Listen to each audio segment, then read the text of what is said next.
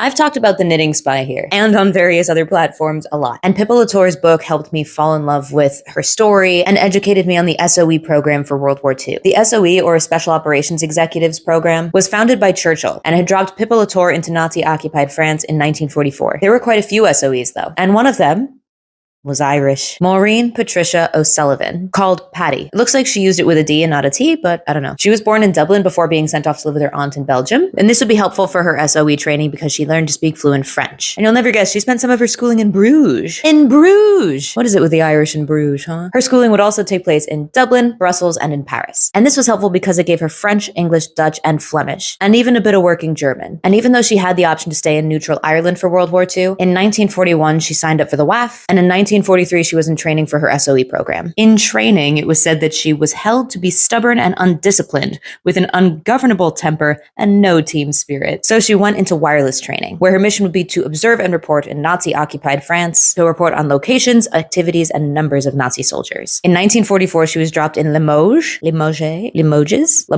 in France. She had 2 wireless sets and 22 cases of firearms to give to the resistance. Originally, her circuit commander was annoyed that she was a girl. They always are. But over time, she proved herself to be an adaptable and quick learner. Her cover story was that she was a Belgian woman looking for her husband, and this gave her an excuse to cycle all over the country. You might remember that Pippa's story was that she was a teenage girl living with her grandparents, cycling around selling soap door to door. This gave them an excuse to be traveling. And at one point, much like Pippa, Patty was also stopped at a Nazi checkpoint, where she was almost discovered because a soldier nearly opened her wireless sets. These sets just looked like regular suitcases, but upon opening them, she would have been discovered as a spy. This is when another Nazi soldier wandered over and said she was very good looking. Apparently, she was a good-looking redhead.